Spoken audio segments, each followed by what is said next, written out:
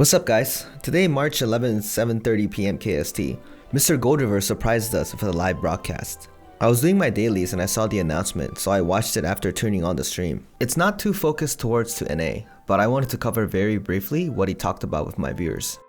He wanted to celebrate how well the NA EU server has done and gave us some hefty rewards. Also, he shared some of the immediate roadmaps coming soon and his opinion about ongoing events in the Korean server.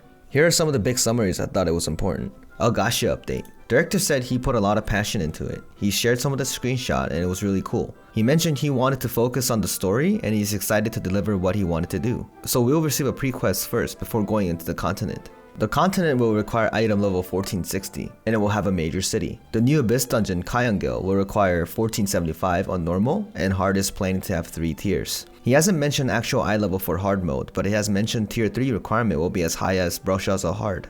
Basically, his thought process was since there are so many varieties of players at different eye level, he wanted to split off the users for better balance of player groups enjoying the content. Kayangil won't have any gold rewards, but it will provide materials to upgrade our relic sets to level 3, upgrading our relic stones to ancient level, and honor rewards. He mentioned he likes honor rewards like the Broshaza pet, so he decided to add honor rewards for clearing these dungeons like mounts for 3rd tier and pets for 2nd tier.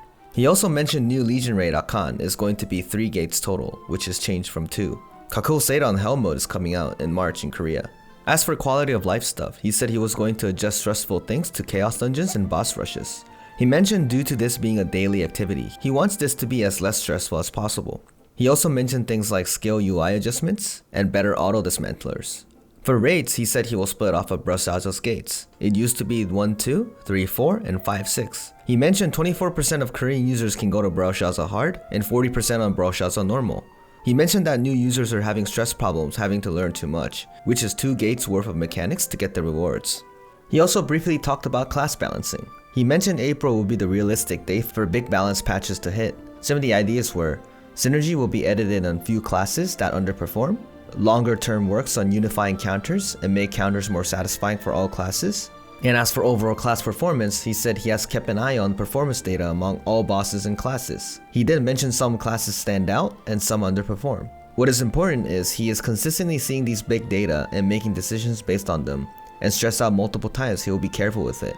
He also mentioned identity changes is something that you can't do it immediately. He did promise it during Loan Winter. Although he is planning to change some classes, it requires a lot of work like UI overhaul and various calculations to not make it into a completely new class. He has stressed out it is tough and is definitely planning to make some changes in the future. PvP isn't as popular in Korea, along with the esports things happening right now. He has stressed that he is not giving up on PvP. He knows systematically is lacking a few things like observers so far, but told us to keep providing us good feedback.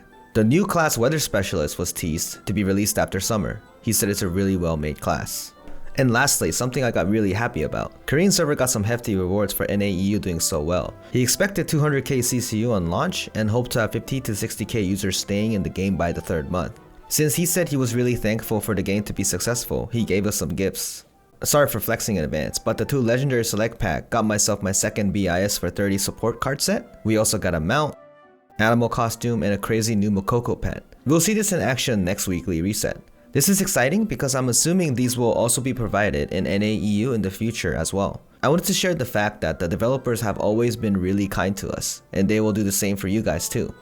And that wraps it up. Thanks again. Bye.